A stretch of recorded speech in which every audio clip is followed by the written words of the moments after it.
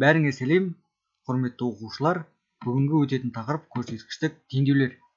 Жалпы біз көрсеткіштік теңдеулерден бастап жатырмыз, себебі ұбт-да ең көп кездесетін есептердің бірі. Жалпы бүгін сәуірдің 21-і, алгебраның алғашқы сабағы, 6 апталық курстың ең керекті деген тақырыптардың бірі осы. Көрсеткіштік теңдеулерден бастаймыз. Жалпы енді біздің бір ерекшелігіміз, әрбір тақырып өткен кезде одан ұбт-да келетін түрлерін атап өтеміз бірінші. Яғни қандай осы көрсеткіштік теңдеулерге түрлері келеді ұбт-да. 5 түрі келеді екен. Бірінші, анықтамаға сәйкес келетін көрсеткіштік теңдеу бар екен. Біз оның бірінші анықтамасын өтеміз, сосын барып сол анықтамамен есеп шығарамыз. Келесі, көбейткіштерге жіктеу тәсілі. Яғни кейбір көрсеткіштік теңдеулерді көбейткіштерге жіктейміз. Үшіншісі, жаңа айнымалы енгізу. Төртіншісі, жаңа айнымалы енгізу тура осындай, бірақ оның сәл қиындау түрі. Сосын бесіншісі, логарифм анықтамасын қолдану. Жалпы осы 5 тәсілге ұбт-да келеді, ал қалған қиын олимпиадалық есептер олар келмейді. Сонымен бірінші анықтамасын біліп алайық. Көрсеткіштік теңдеулер дегеніміз жалпы не ол? Мысалы, сендер білесіңдер, квадрат теңдеуі бар. X квадрат немесе мысалы y квадрат тең 16, астында мысалы x плюс y куб тең мысалы 3 деп осындай бір теңдеулер жүйесін жазайын. Бұл жерде қарап тұрсаңдар, бұл 7-8 сыныпта өтетін тақырып теңдеулер жай ғана жүйелері, бірақ бұл теңдеулердің бір ерекшелігі үстінде сандар бар. Яғни дәрежелерінде сандар. Ал көрсеткіштік дегеніміз оның дәрежесінде әріп тұрады. Яғни керісінше, мысалы 2-ның x плюс 1 дәрежесі минус 2-ның x дәрежесі тең 16 деген сияқты. Сонда бұл жерде астында сандар, үстінде белгісіз дәрежелер. Дәреже бұл жерде белгісіз болады екен. Түсіндік қой? Көрсеткіштік дегеніміз осы. Енді көрсеткіштің ең маңызды бір формуласы, мысалы мына жерде a деген сан болсын, оның fx деген дәрежесі болсын. Тең мына жерде тағы да a, үстінде gx деген басқа бір дәреже болсын. Енді fx, gx дегеніміз ол не? fx, gx деген орында любой нәрсе тұра береді. Мысалы a деген 2 деген сан болсын, 2-ның мысалы x дәрежесі. Немесе 2-ның x плюс 1 дәрежесі. Немесе 2-ның x квадрат минус 3x деген кете береді. Любой бір функция тұрады. Тең, мысалы 2-ның тағы да 3x дәрежесі болса, онда 2-лерді біз тастап кетеміз. Дәрежесі ғана қалады. Бұны бәрі білетін шығар. Сонда астында тек қана алар қалатын болса, бірдей болатын болса, бізде үсті ғана қалады. Міне, ең басты формула осы. Міне, асты бірдей болса, негізгі сандар дәрежелерін өздерін қалдырамыз. Мен енді теориялық тілмен сөйлемей қой, негізі, индексі деп, асты үсті деп айта берейін. Бәрімізге ыңғайлы тілмен. Сонымен, бірақ бұл жерде дәреженің ережелері қолданылады. Мысалы, мына бір ережелер жазып қой салайын. A-ның m дәрежесі көбейтілген A-ның n дәрежесі болса, яғни бірдей санның дәрежелері, бірдей сандар көбейтілсе, дәрежелері қосылады. Яғни a, m плюс n деп бір түрге болады. Келесі, егер олар бөлінсе, онда дәрежелері азайтылады. Бұның бәрін білесіңдер деп ойлаймын. Және мынандай нәрсе бар. Мысалы, a-ның m дәрежесі көбейтілген a-ның v-ның m дәрежесі болса, яғни екі түрлі сан, бірақ дәрежелері бірдей болса, онда екеуін бір жақшаға алуға болады, сыртына ортақ дәреже. Немесе a бөлінген b екі түрлі сан бөлініп тұрса, бірақ дәрежелері бірдей болса, онда a бөлінген b деп ортақ дәрежеге шығаруға болады. Және егер де a-ның минус n дәрежесі болса, онда оның бөлшектің астына жібереміз, плюс қылып. Тағы да мынандай, егер a бөлінген b болса, дәрежесі минус n болатын болса, онда оны плюске айналдыру үшін b бөлінген a деп төңкереміз бөлшекті. Дәрежесі оң болады. Міне осы нәрселерді көбірек қолданамыз қазір. Сосын мынандай формула бар тағы да, a-ның n дәрежесі сыртында m дәреже болатын болса, онда мына дәрежелер көбейтіледі. Енді мен бұл тақырыпты негізі өту керек еді, бірақ дәрежені сендер барлығын білесіңдер деп ойлаймын. Уже 2 ғана ай қалды, білу керексіңдер. Біз осы формулаларды қолдану арқылы мынаны шығарамыз. Жалпы мынау енді оңай. Астылары бірдей болса, үстін ғана қалдыру деген оңай. Бірақ бізге қиындығы сол, астылары бірдей болмайды. Ал оларды қалай бірдей қыламыз?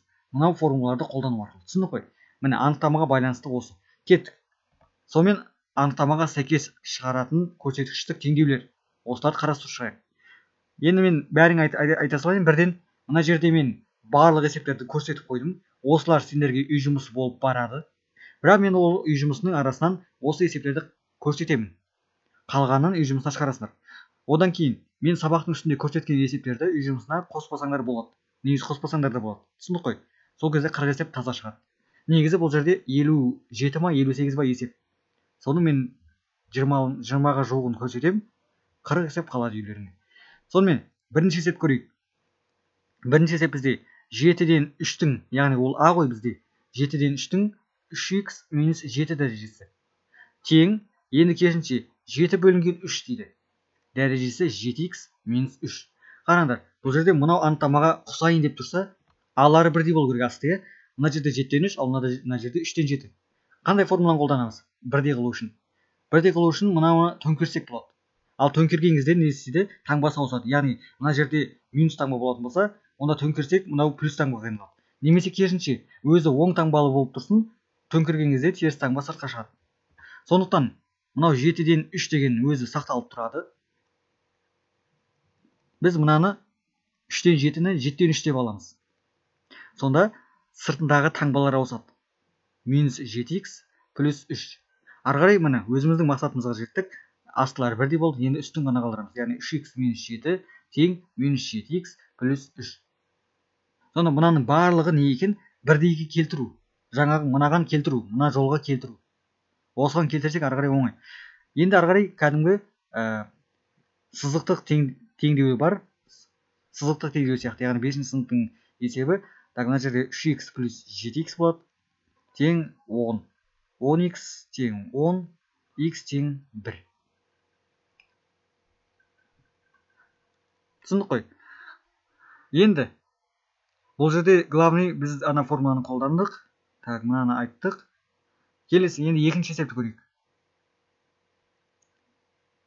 Так, екінші есепті көреміз. Мына жерде қазір жазып жатыр еді, бір оқушы курсқа қатысса бола ма? Болады. Сосын көптеген оқушылар былай деді. Курстың бағасы қанша? Яғни бір апта тегін болса, ары қарай 5 аптасы қаншаға тегін?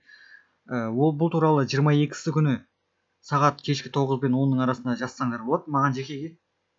Түсіндік қой, иә? Жалпы қазір әлі нақтыланған жоқ бағасы. Түсіндік қой? Қазір қатысып жатқандарға сәл жеңілдік көбірек болады, ал жаңадан жазылғандарға жеңілдік азырақ болады. Бірақ барлық оқушыға жеңілдік жасаймыз. Себебі қазір көп ата-аналардың барлығы тек қана 42.500 теңгенің арқасында ғана жүрген шығар. Себебі жұмыстың бәрі тоқтап қалды, жағдайды түсінеміз, иә? Сондықтан да жеңілдікті жасаудан қорықпаймыз біз. Сонымен бұл теңдеуде х тең 1 шықты. Келесі, енді екіншісін қарастырайын. Мен бірден өшіріп отыратын боламын. Сендер стопқа басасыңдар ма, әлде жазып аласыңдар ма білмеймін. Так, екінші есепте тура сондай. Міне түбір бар екен. Мына жақта 2-ның х минус 1 дәрежесі бар екен. Тең 2 бөлінген түбір асты 2. Мен бір формуланы жазуды ұмытып кетіппін. Мына жақта түбір деген формула бар. Егер а деген санның өзінің дәрежесі n болса, ал түбірдің дәрежесі n болса, осындай формула бар ғой, онда біз бөлшек түрінде жазуға болады дәрежені. Ол кезде өзінің дәрежесі үстінде жазылады, ал түбірдің дәрежесі астында жазылады. Жаттап алайық. Осы форматтағы сан келсе, онда бұлай жазуға болады. Мысалы, түбір астында 3, мына жақта 4-тің квадраты болсын. Онда 4-тің 3-тен 2 дәрежесі болады. Яғни түбірдікі астында болады, ал өзінікі үстінде болады. Себебі өзінікі ол туысқаны болғандықтан төріне шығарады. Ал мынау сыртқы шекарадағы басқа бір елдің азаматы болғандықтан оны астына шығарады. Түсіндік қой? Өзі туысымызды жоғары көтереміз. Ал мысалы мынандай болсын. Жай ғана түбір астында 2 болсын. Бұны қалай жазамыз? 2-ның өзінің дәрежесі 1 ғой, иә? 1 үстінде тұрады. Ал бөлшектің астынан не тұрады, ағай? Десеңдер, мен былай жауап берейін. Түбірдің өзінің дәрежесі негізінде 2. Түсіндік қой? Түбірдің өзінің дәрежесі, яғни мына сырттағы тұратыны ол 2. Просто 2-ні жазбаймыз біз. Түсіндік қой? Түбірді мына жақта 2-сі жазылмайды. Егер жоқ болатын болса, жай ғана түбір болатын болса, онда 2 деп қабылдаймыз. Мысалы, 3-тің квадраты болсын. Онда 3-тің 2-де 2 болады. Мынау 2 ол үстінде жазылады, ал түбірдің өзінікі 2 болады. Қысқаратта 3 қайтадан шығады. Жалпы мынау формуланы қолданамыз. Түбірдің өзінің дәрежесі, яғни ештеңе жазылмаса, онда 2 деп қабылдаймыз. Сонымен, мынау да тура сондай болып тұр. 2-ның өзінің дәрежесі үстінде жазылады, x минус 1, ал 3 деген астында жазылады. Тең. Мынау енді 2 дегеніміз үстіндегі 2. Түбірасты 2 көбейту түбірасты 2 болып тұр. Солай елестетейік. 2 түбірасын көбейткен кезде қайтадан 2 шығады. Бөлімде түбірасты 2. Қысқаратын болсақ, түбірасты 2-нің өзі. Бірақ түбірасты 2-ні біз қалай жазамыз? 2-нің 2-ден 1 дәрежесі деп аламыз. Себебі түбірдің өзінікі 2, ал 2-нің өзінікі 1 дәрежесі. Енді үстілерін теңестіре саламыз. X минус 1 бөлінген 3 тең 2-ден 1. Пропорциямен шығарсақ табылады. 2x минус 2 тең 3. 2x тең 5, x тең 2,5 болады. Міне. Сонда главный бағанағы анықтамаға келтіріп жатырмыз. Келесі 8-ші есепті көрейін. Сәл жылдамдатайын, иә? Мына жерде ағай созып кетті ғой деп ойлауы мүмкін. 3 дәрежесінде x квадрат минус 7,2x тең 1 бөлінген 3 5 түбірастында 9. Міне осыны енді келтіре алмауы мүмкін. Мына жер дайын тұр бізде. Астында 3, ал мына жер дайын емес. Сондықтан мен бөлек бетке жазып көрсетейін. Бөлек бет дегенде осы жерге жаза берейін. Мысалы 1 бөлінген 3 5 түбірастында 9 дегеніміз қалай келтіреміз? Ол үшін астын бірінші біріктіріп алайық. Мынау 3-тің өзінің дәрежесі 3-тің 1 дәрежесі, яғни жай ғана 3 көбейтілген. Мынау дегеніміз 5 түбірастында 3-тің квадраты, 9 деген квадрат. Ары қарай 3-тің 1 дәрежесі көбейтілген 3-тің 5-тен 2 дәрежесі. Түбірдікі астына жазылады, өзінікі үстіне жазылады. Міне ұқсап келіп жатыр бір-біріне. Енді астылары бірдей болса дәрежелер қосылады ғой, иә? 3-тің 1,5-тен 2 дәрежесі.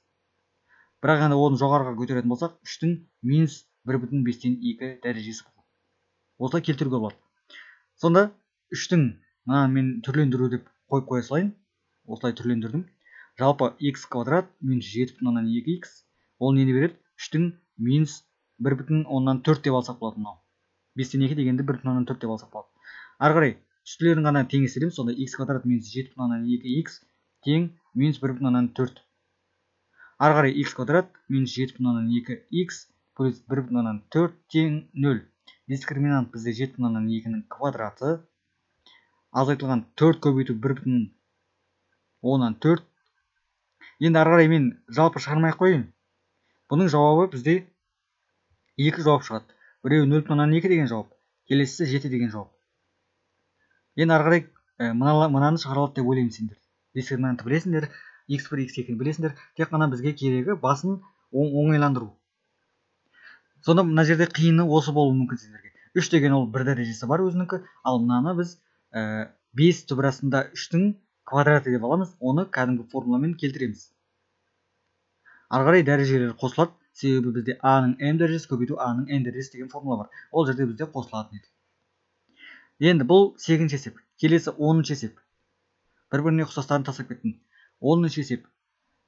Мынандай дейді. 9-дан 4, оның x дәрежесі көбейтілген 27-ден 8-ден 27. x минус 1 тең 3-тен 2. Енді қараңдар, қарап тұрсақ барлығы әртүрлі, бірақ 9 деген ол 3-тің квадраты, 27 деген ол 3-тің кубы. Сондықтан барлығын 3-ке және 2-ке келтіреміз. Сонда мынау 2-нің 2 дәрежесі астында 3-тің 2 дәрежесі. Сыртында x дәрежесі. Көбейтілген 3-тің 3 дәрежесі бөлінген 2-нің 3 дәрежесі. x минус 1 тең 3-тің 2 дәрежесі қала береді. Енді мынау квадрат ортақ болып шығады сыртқа, себебі біздің a-ның m дәрежесі бөлінген v-ның m дәрежесі болса, дәрежелері бірдей болса, бұлай шығаруға болады деген. Сонда 2 бөлінген 3 не болады? 2x дәреже болады. Көбейтілген 3 бөлінген 2 дәрежелі көбейтеді 3x минус 3 тең 3-тен 2. Енді 3-тен 2 келтіру үшін мынау 2-ден 3 болып тұр, қарама-қарсы болып, сондықтан оның таңбасы қосылады. Сонда 3-тен 2 осының 2x дәрежесі көбейтілген 3-тен 2-нің 3 минус 3x дәрежесі таңбалар ауысты тең 3-тен 2. Енді дәрежелері қосылады бір-біріне. Сонда 3-тен 2-ні біріктіріп жіберетін болсақ, 2x плюс 3 минус 3x тең 3-тен 2. Мына 3-тен 2-нің өзінің 1 дәрежесі бар. Сонда 2x плюс 3 минус 3x ол неге тең? 1-ге тең. Сонда минус x плюс 3 тең 1, минус x тең минус 2, x тең 2. Міне осылай шығады. Бұл жерде ең қиыны жоқ, бірақ кейбір оқушылар былай тастап жүру мүмкін. Мынаны жоқ қылады да. сразу мынаны былай жазып кетеді. Бірақ олай болмайды. Біз бірінші біріктіріп алуымыз керек. Көбейтіліп тұрып былайына сызып жіберуге болмайды. Себебі бізде формулада a fx және теңдеудің мына бөлігінде тура сол a gx. Ал мына жерде үшеу болып тұр. Біреу, екеу, үшеу. Бірінші біріктіріп аламыз, сосын барып дәрежені қалдырамыз. Келесі 16. 16-шы есеп. 16 бізде қандай? О, түбір. 256, мына жерде 4-тің x дәрежесі. Енді жаңағыдай, мынау 256 деген ол 4-тің қанша дәрежесі? 4-тің 4 дәрежесі болу керек. 4-тің 4 дәрежесі түбір астында x тең 4-тің x дәрежесі. Мынаны кәдімгідей бөлшек түріне келтіретін болсақ, өзінің дәрежесі жоғарыға, ал түбірдің дәрежесі x ол астыға кетеді. Тең 4-тің x дәрежесі. Енді астылары бірдей болды, қарап тұрсыңдар. Сонда 4 бөлінген x тең x болды. Ары қарай x-ті былай қарай өткізіп жібереміз. Сонда 4 бөлінген x минус x тең 0. Ортақ бөлім 4 минус мынаған x-тан береміз. X квадрат бөлінген x тең 0. Астын тастаймыз теңдеулерде. Сонда 4 минус x квадрат тең 0. 2 минус x, 2 плюс x деп ашып алсақ та болады. Немесе түбір астына алсақ та болады екі жағын. Так, тең 0. Мына жерде x тең 2, x тең минус 2. Сонда жауап бізде плюс минус 2 деген жауап болады. Плюс минус 2 деген жауап болады. Енді қараңдар. Біз тексеріп көрейік.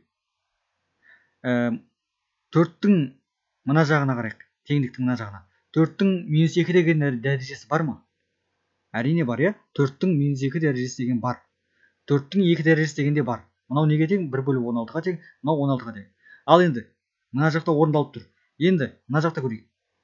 2 түбір астында 256 деген бар ма? Әрине бар. Себебі ол 2 бар, бірақ ол жазылмайды ғой. Сондықтан оны тиіспей қойып. Ал түбір астының дәрежесі минус 2 деген бар ма? Ол жоқ. Әрқашан естерінде болсын. Түбірдің өзінің дәрежесі минус болмайды ешқашанда. Сондықтан біз минусты алмаймыз. Жауап тек қана не болады? 2 болады. Осыны көп оқушы білмейді, плюс минус 2 деген жауап бере салады. Ондай емес. Түбірдің дәрежесі минус болмайды. Түбірдің дәрежесі минус болмайды. Кеттік. Қалғаны енді оңай деп ойлаймын. 19.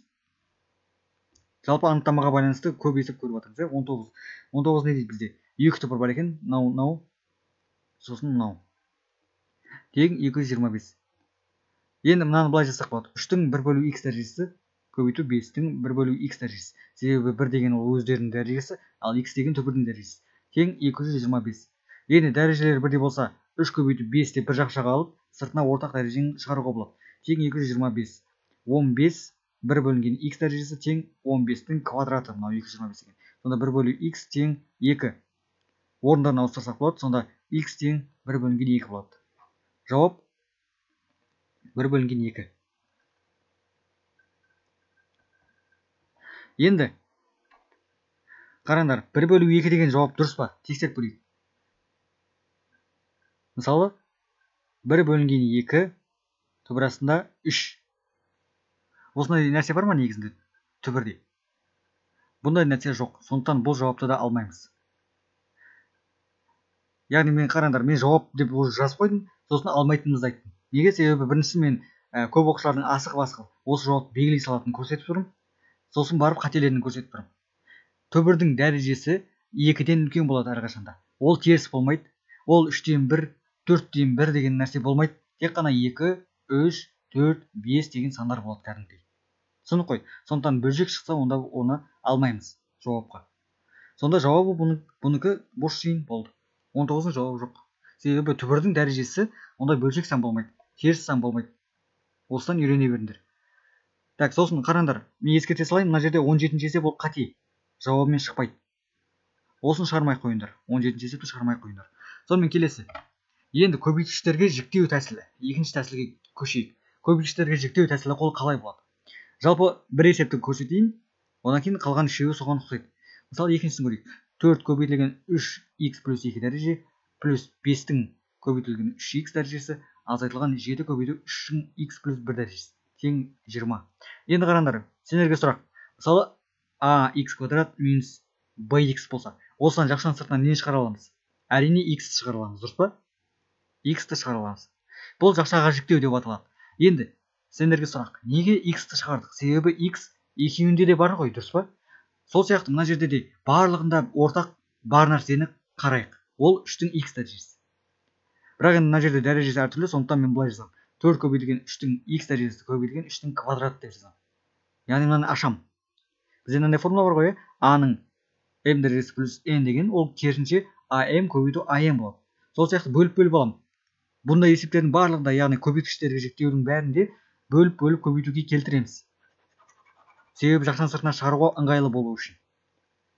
Сонда плюс 5 көбейту 3-тің x дәрежесі тұра берсін, азайту 7 көбейту 3-тің x және 3-тің 1 дәрежесі.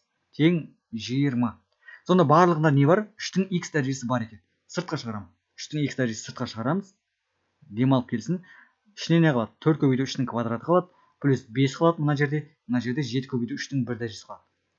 Яғни тек қана сандар қалды. Сақырлаған сандар 3x. Мынау дегеніміз 9. 9-ды 4 көбейтсек 36 плюс 5 азайту 21. Так, жақтан ішінде не болады екен бізде? 36-ға 5-ті қоссам бізде 41, 41-ден 21-ді алсам 20. 3x көбейтілген 20 тең 20. 20 мен 20 қысқарады, 0 болып қалмайды. Осынан көп шатасады. Тең 0 емес 1 болады. Себебі 20-ны 20-ға бөлсең 1 ғой, 0 емес. Қысқарып кетті деп ойлайды, 0 деп ойлайды. Ондай дұрыс емес. Енді ары қарай не істейміз?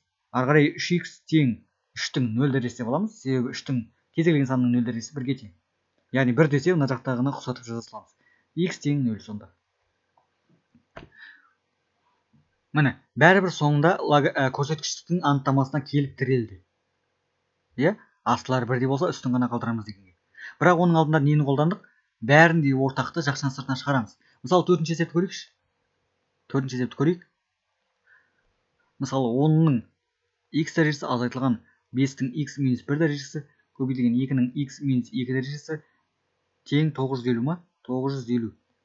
Енді мына жерде бір-біріне ұқсамайды. Мына жерде 10, мына жерде 5, мына жерде 2. Бірақ 5 пен 2-ні көбейтсек 10 ғой. Сондықтан 10 тұра берсін. Азайтылған. Мынаны 5-тің x дәрежесі бөлінген 5 деп аламын. Себебі мына минус болғандықтан бізде a-ның m дәрежесі азайту n дәрежесі, ол дегеніміз a-ның m дәрежесі бөлу a-ның n дәрежесі ғой. Немесе мына формула.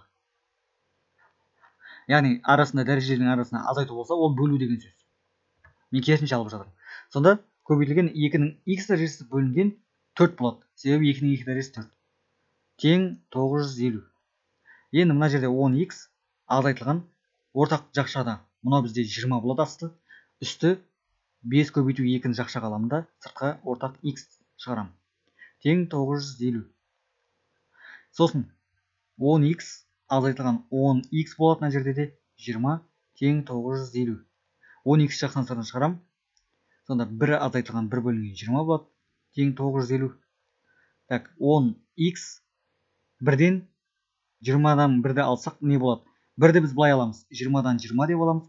Сонда 20-дан 19 болады. Тең 950.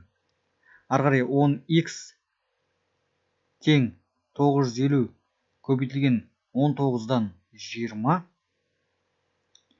Мынамен қысқарса қандай болады? Так, бізде 50 шығады.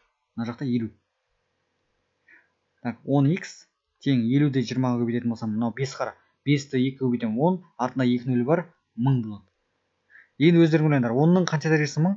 Әрине x тең 3 дәрежесі 1000 болады. Сонда жауабы бізде x тең 3. Келесі 7-ші есеп көрейік. Бұл жерде де қараңдар. Яғни бір-біріне ұқсамай тұрса, значит ұқсатамыз. 2 мен 5-ті бір-біріне көбейтеміз. Ол үшін бірақ мына жақшаларды дәрежелерді бөлек-бөлек жазып алуымыз керек. Яғни x-тің өзін бөлек сүзіп алуымыз керек. Келесі бізде 7-ші есепті қарастырамыз. Бұл жерде түбір болғандықтан алдым. 2 түбірасында x азайтылған 3 түбірасында x минус жоқ. Басынан.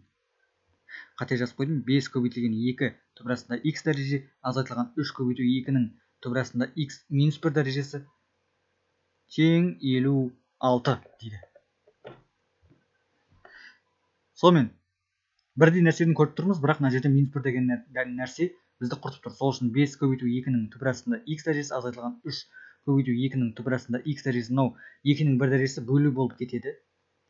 Тең 56. Бұл жерде 2-нің түбірасында x дәрежесі шыға сыртқа, 5 азайтылған 2-ден 3 болады. тең 56. Мына жерде бізде мынау 1,5 ғой бізде. 5-тен 1,5 алсам 3,5 тең 56. 2-нің түбірасында x дәрежесі. Ары қарай 2-нің түбірасында x дәрежесі тең 56 бөлінген 3,5. 56-ны 3,5-ға бөлсем қанша? 16 болады. 2-нің түбірасында x дәрежесі 16 дегеніміз 2-нің 4 дәрежесі. Сонда түбірасында x тең 4, x тең квадрат жасақ 16 болады. Жауабы 16. Келесі. Сонда көбейткіштерді жіктеуге қалай екен? Мынау соңғы есепте қорытынды айтып кетейін. Көбейткіштерді жіктеу үшін мына дәрежелерді бөліп аламыз. Ең главный подсказка осы.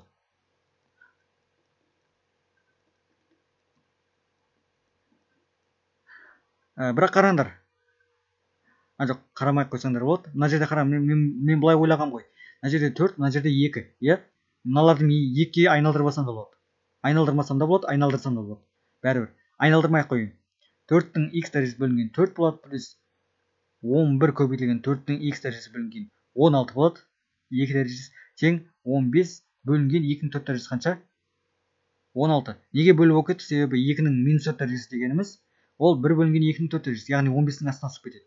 Ары қарай 4-тің x дәрежесін сыртқа шығарамын. Сонда плюс 11 бөлінген 16 тең 16-тан 15. Мына жерде ортақ бөлім 16 болады. Мынаған 4-тен, сонда 15 тең 16-тан 15 көбейту 4-тің x дәрежесі. Мына екеуі қысқарып кетеді. 4-тің x дәрежесі тең 1, 4-тің x дәрежесі тең 4-тің 0 дәрежесі, x тең 0. Болды. Жалпы көбейткіштерге жіктеу дегеніміз осы. Енді келесі бізде көбейткіштерге жіктеу деген тағы да сол. Мен 12-ші есепті көрсете салайын. 3 2x минус 3 минус 9x минус 1 плюс 27-нің 3 2x дәрежесі. Бөлшек болып кетті онау. Тең 675. Енді былай істейміз. Бөлек жазамыз. 3-тің 2x дәрежесі бөлінген 3-тің 3 дәрежесі азайтылған 9-дың x дәрежесі бөлінген 9 плюс, енді мына бөлшекті қалай келтіреміз? Былай істесек болады. 27-нің 3-тен 1 дәрежесі сыртында 2x дәрежеде бөліп істеуге болады. Неге деп ойлайсыңдар? Себеп қараңдар. Мысалы мына жаққа келтірейін. А-ның m-нен n дәрежесі болсын. Біз оны былай жазуға болады. m-нен 1 дәреже сыртында n дәреже. Себебі мына бөлшекпен мына санды көбейтсек, қайтадан мынау бөлшек шығады. Немесе керісінше, ішінде n деген үстіндегі нәрсені қалдыруға болады, ал сыртына 1 бөлу m-ді бөлшек келтірсек болады.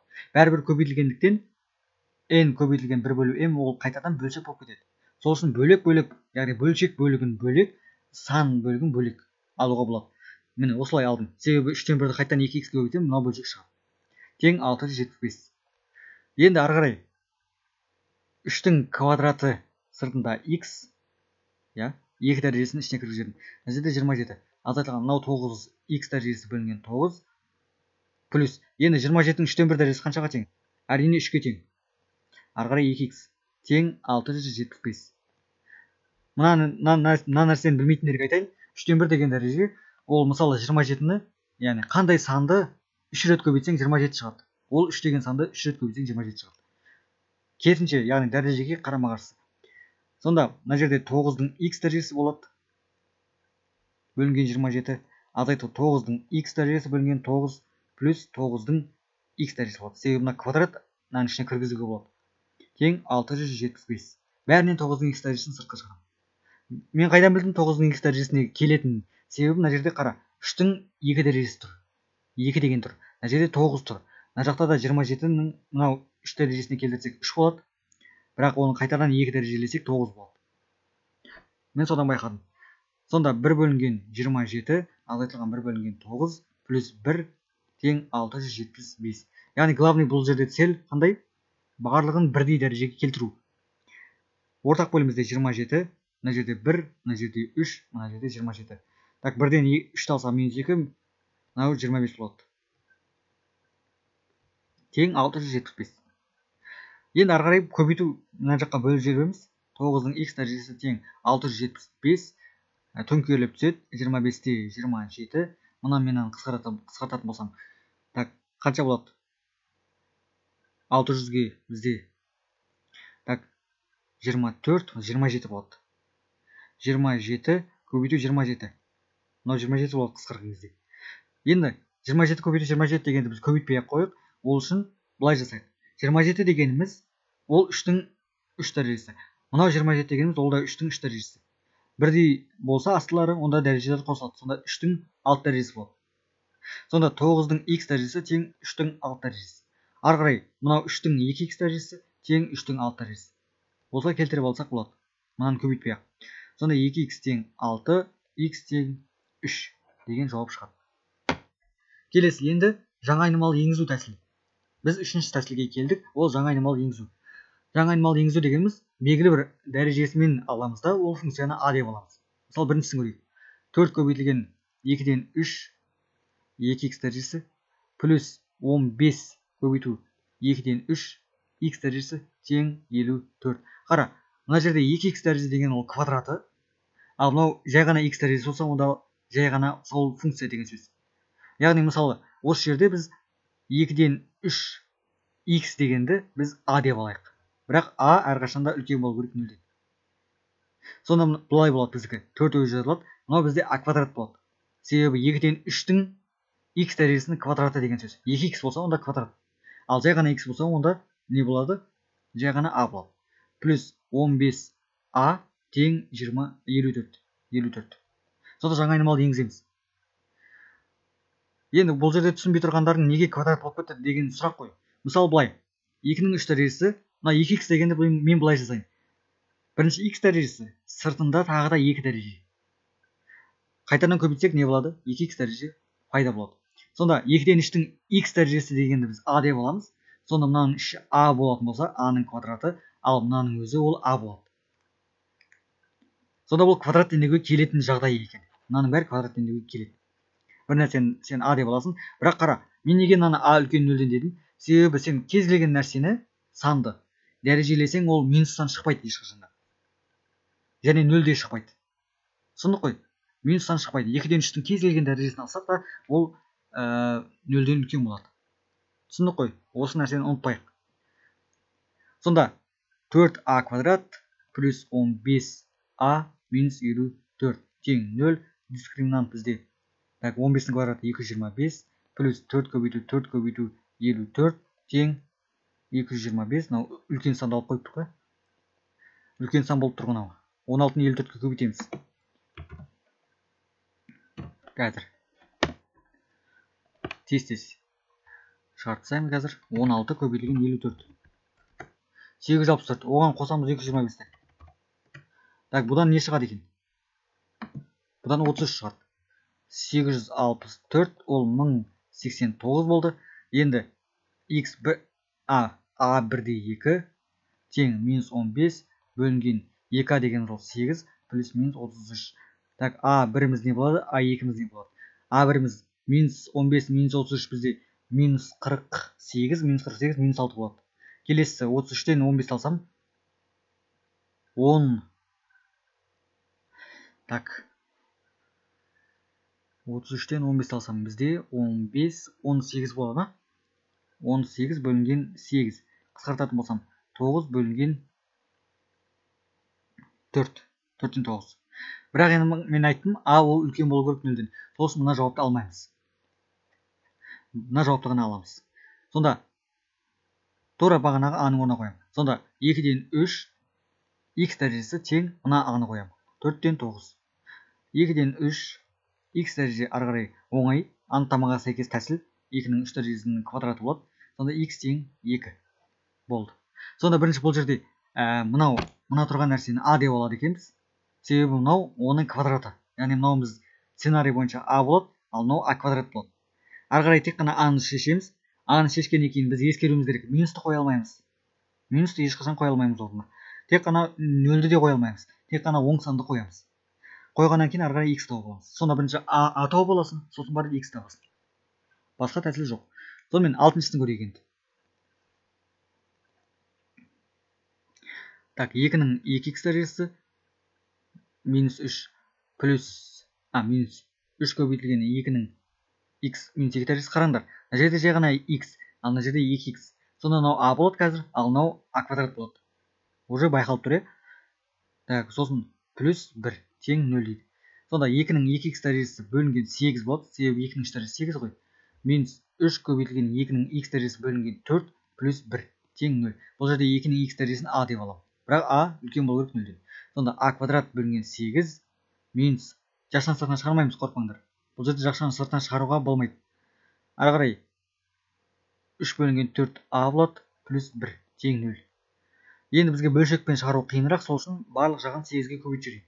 Сонда мына 8-мен қысқарып кетіп а квадраттың өзі қалады, ал мына жерде минус 6 а қалады, мына жерде 8 қалады тең 0. Дискриминант бізде 36, азайтылған 32 тең 4, ол 2-ның квадраты, а 1-де 2 не болады бізде? 6 болады плюс минус 2 бөлінген 2. А1 бізде 4, А2 бізде 2. Екеуін де қоюға болады орнына.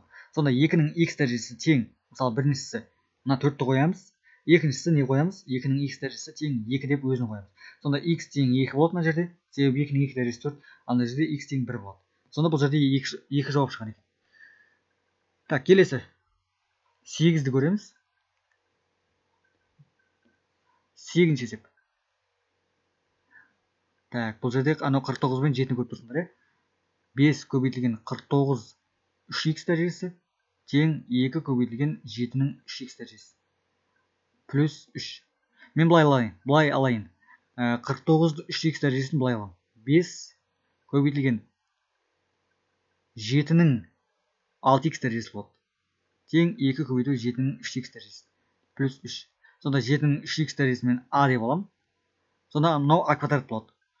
А бірақ үлкен 0-ден. Сонда 5 а квадрат минус 2а минус 3 тең 0. Дискриминант бізде 4 плюс 60, ол 64, бұл 8-ның квадраты. Сонда а 1-де 2 тең 2 плюс минус 8. Бір түбіріміз бізде 1 болады, ал бір түбіріміз минус шығайын деп тұр, яғни минус 0,6. Бірақ бұны алмаймыз біз. Тек қана 1-ді аламыз. Сонда 7-ның 3x дәрежесі тең, мына а-ның орнына қоямыз, x-ның орнына емес, 1 қоямыз. Сонда 7-ның 3x дәрежесі тең 7-ның 0 дәрежесі болады. 3x тең 0, x тең 0. Осылай оңай жолмен шығаруға болады. Главный сендер білу керексіңдер, мынаны а деп, мынаны а квадрат деп алуларың керек. Өзі ұқсайды бір-біріне. Келесі 12. 3-тің 4 түбірасында x дәрежесі, азайтылған 4 көбейту 3-тің 2 түбірасында x дәрежесі плюс 3 тең 0. Қара, мына дәреже, мына дәреже мынаған қарағанда 2 есе үлкен. Дұрыс па? Мынаны 2 көбейтсең мынау шығады. Сонда мен былай алайын. 3-тің 2 түбірасында x дәрежесін сразу а деп алайын. Сонда а үлкен болады бізде 0-ден. Сонда мынау 3-тің емес, а квадрат болады сразу. А квадрат болады. Себебі былай ғой. Сендер түсінбей қалдыңдар мына жерде. Так, мынаны өшіріп тастайыншы мен. Міне, 3-тің 2 түбірасында x дәрежесі сыртында квадраты десем бола ма? Әрине болады, себебі мынау 2 түбірасты x көбейту 2, 4 түбірасты x болады. Азайту 4 көбейту 3-тің 2 түбірасты x дәрежесі плюс 3 тең 0. Сонда мынаны мен а деп алсам болады деп атқаным ғой. Міне а деп уже айтып қойдым. А квадрат болады, азайтылған 4 көбейту а болады плюс 3 тең 0. Сонда дискриминант бізде 16, азайту 12 тең 4, ол 2-ның квадраты. Ары қарай а1 2 тең 4 плюс минус 2 бөлінген 2. 3, бір түбірі бізде 1. Біз екеуінде қоя аламыз. Сонда біріншісі бізде 3, 2 түбірасында x тең 3. 2 түбірасында x неге тең болады? 1-ге тең болады. Себебі мынаның шекесінде 1 бар. Ары қарай түбірасында x тең 1 бөлінген 2 болады. X табу үшін 1 бөлінген 4 деп квадраттаймыз. Екіншісі 3, 2 түбірасында x тең 1 болады. 3, 2 түбірасында x тең 3-тің 0 дәрежесі. Ары қарай 2 түбірасында x тең 0. Түбірасында x тең 0, x тең 0. Сонда 2 жауап шығады екен. Так, енді жаңа айнымалы енгізуді біз үйрендік деп ойлаймын. Міне, уже дәрежесінің өзі байқалып тұр ғой. Мынаны біз а деп алатын болсақ, мынау негізі мынандай ғой, 2 көбейту 2. 1 2-сі сыртқа шығып кетеді. Сонда былай. яғни біреуі әрқашанда а-ға, ал біреуі а квадратқа ұқсап кетеді. Келесі, жаңа айнымалы енгізу тәсілі тағы да өтеміз, бірақ ол в деңгейі. Бұл жерде сәл қиындау енді. Бұл в деңгейі. Мысалы бірді көрейік. 9-ның x дәрежесі плюс 6-ның x дәрежесі тең 2-ның 2x дәрежесі плюс 1. Қарап тұрсақ, бір-біріне ұқсамайды. 9, 6, 2 деген жақшаның сыртына да шығара алмаймыз ортақ нәрсені. Және жаңа айнымалы енгізейін десек, ұқсамайды. Сондықтан мен былай жасаймын. 9 деген нәрсені мен былай аламын. 9 деген нәрсені мен 3-дің квадраты деп алайын. 3-дің 2x дәрежесі сонда. Плюс, мынау 6 дегенді мен 3 көбейту 2 деп алайын. Ал мынау 2-ның 2x дәрежесі көбейтілген 2 болсын. Сонда қараңдар, бұл жерде міне 3-дің 2x дәрежесі плюс 3x көбейту 2x тең 2-ның 2x дәрежесі көбейту 2. Қарап тұрсаңдар, 3-те бар, 2-де бар, араласып кеткен. Оны қалай келтіреміз? Оны былай жасаймыз. Міне, бұл жерде 3-дің x дәрежесі дегенді a деп алсақ. Сонда 3-дің 2x дәрежесі дегені ол a квадрат. Ал 2-ның x дәрежесі дегені ол b, ал 2-ның 2x дәрежесі дегені b квадрат. Сонда бізде a да бар, b да бар, олардың квадраттары да бар. Төртеу болып тұр бұл жерде. Сосын ол қиын болып кетеді. Сондықтан біз оның біреуінің квадратына көп бөлеміз. Яғни или a квадратқа бөлеміз, или b квадратқа бөлеміз. Яғни или 2-ның 2x дәрежесіне бөлеміз, или 3-дің 2x дәрежесіне бөлеміз. Мысалы былай істейік. 2-ның 2x дәрежесіне бөлейік. Түсіндік қой? Сонда біреуінің квадраты деген осы. Жай ғана өзіне бөлмейміз. Сонда 3-дің 2x дәрежесі бөлінген 2-ның 2x дәрежесі болады, плюс 3-дің x дәрежесі көбейту 2-ның x дәрежесі бөлінген 2-ның 2x дәрежесі болады, тең 2-ның 2x дәрежесі көбейту 2 бөлінген 2-ның 2x дәрежесі. Мынау мені қысқарады. Мынада ортақ дәрежені жақшаға сарсақ, 3 бөлінген 2, 2-ның x дәрежесі. Плюс, мына жерде, қараңдар, 2-ның 2x дәрежесі дегеніміз, ол 2-ның x дәрежесі көбейту 2-ның x дәрежесі. Дұрыс па? Яғни 2 рет қайталанып тұр. Сондықтан оның бір дәрежесі мынамен кетеді де, сонда 3-ның x дәрежесі бөлінген 2-ның x дәрежесі қалады. Тең, мына жақта 2 қалды уже. Сонда 3 бөлінген 2 дәрежесі 2x плюс 3 бөлінген 2 дәрежесі x тең 2. Міне, бір-біріне ұқсады. Сонда қараңдар, бұл жерде не істедік? Бұл жерде бірінші бөліп алдық біреуінің квадратына. Яғни былай істедік қой. Бізде басында былай тұрды. a квадрат плюс av тең v квадрат деп тұрды. Яғни, мынау a квадрат, мынау екеуінің көбейтіндісі, мынау v квадрат. Біз екі жағында v квадратқа бөліп жібердік. Сонда мынау a квадрат бөлінген v квадрат болды, мынау av бөлінген v квадрат болды, мынау 1 болып кетеді уже. Яғни жай ғана сан қалады. Сонда мынау біреу мен біреу кетеді. Сонда a бөлінген b-ның квадраты тең, қосылу a бөлінген b тең 1. Сонда квадратіне ұқсады. a бөлінген b-ны біз жаңа айнымалы енгізе саламыз. Сонда біреуінің квадратына бөлу арқылы шығарады екенбіз. Бұл енді сәл қиындау. Өзі айтып тұр ғой b деңгей деп. Сондықтан сәл қиналуларың мүмкін. Бірақ ойланыңдар. Ойлансаңдар, бәрі болады. Так, сонда мен нені a деп алам? Мынаны a деп алам. Сонда 2-ден 3-дің x дәрежесін a деп алсам, сонда a квадрат плюс a минус 2 тең 0. Бірінші не істедік? Бірінші біреуінің квадратына бөліп жүрдім. Ең бірінші мен дәрежелерді бөліп алдым. Яғни ұқсастырып алдым. Міне 3 көбейту 2 және 2. Сосын барып кез келген біреуінің квадратына бөлем. Яғни 2-ның 2x дәрежесіне бөлем, немесе 3-дің 2x дәрежесіне бөлем. Дискриминант 1 плюс 8 тең 9, ол деген 3-дің квадраты. Ал енді a 1-де 2 дегеніміз ол минус 1 плюс минус 3 бөлінген 2. a1 бізде қанша болады? Мына жерде жазуды ұмытып кетіппін. a ол үлкен өлең. Минус 2 a2 тең плюсын алсақ 1 болады. Минус 2-ні алмаймыз біз, 1-ді аламыз. Сонда 3 бөлінген 2-ның x дәрежесі тең 1, 3 бөлінген 2-ның x дәрежесі тең 3 бөлінген 2-ның 0 дәрежесі, себебі 1 ғой ол. Ағарай x тең 0 болады. Жауап сонда x тең 0. Міне, ұзақ есеп шығарып біттік. Жалпы бұл қатты қиын емес, бір үйреніп алсаңдар. Мысалы мен мынау біріншісі сендерге біріншісін шығарған кезде уже таңданып атсыңдар. Осындай тәсіл бар ма деп кейбіреулерге. Енді екіншісін көрейік. Екіншісін көргенде уже түсіне бастайсыңдар. Екіншісі. 125 көбейту 25 дегенді мен сразу жазайын, 5-тің 2х дәрежесі деп. Уже үйрене берейік. Азайту 70. Мынау дегеніміз 10 дегеніміз 5-тің х дәрежесі көбейту 2-нің х дәрежесі. Плюс 8, мына 4 дегеніміз 2-нің 2х дәрежесі. Уже көзім үйреніп қалды. 25 деген 14. Значит, біреуі 5-тің квадраты, біреуі 5 көбейту 2, біреуі 4-тің квадраты. 2-нің квадраты. 4 қой. Тең 0. Сонда мен екі жағынан неге бөліп жүрем? 2-нің 2х дәрежесіне бөліп жүрем. Сонда 125 тең 5-тің 2х дәрежесі бөлінген 2-нің 2х дәрежесі азайтылған 70 көбейтілген 5-тің х дәрежесі көбейтілген 2-нің х дәрежесі бөлінген 2-нің 2х дәрежесі плюс 8 болып қалады мынау. Себебі мынау бір-біріне тең. Ары қарай мынаның бір дәрежесімен мынау кетеді. Мына жақта ортақ дәреже шығады. 5 бөлінген 2 жақшаның ішінде сыртында 2-нің х дәрежесі. Азайту 70 көбейтілген 5 бөлінген 2 сыртында х дәрежесі. Плюс 8 тең 0. Уже ортақ нәрсені қарадық, ортақ нәрсе пайда болды. Ол 5 бөлінген 2. Яғни 5 бөлінген 2-нің қанша дәрежесі? Х дәрежесі, ол а-ға тең болады. А үлкен 0-ден. Мынау бізде жаңа айнымалы. Сонда 125 а квадрат азайту 70 а плюс 8 тең 0. Енді бұны өздеріңе қалдырам, ары қарай дискриминантты шығарып орнына қойсаңдар болады. Бірақ бізде а минус шықпау керек. Сосын мына жерде таңбалары өте жоғары екен, сандар. Жарайды, мақұл. Шығарып көрейік. Дискриминант бізде 70-тің квадраты қанша? 4900 минус болады. 32-ні 125-ке көбейтеміз. 32-ні көбейтеміз 125-ке. 4000 болады екен, е? Аха, 4000 болады екен. 900. 900 деген ол 30-ның квадраты.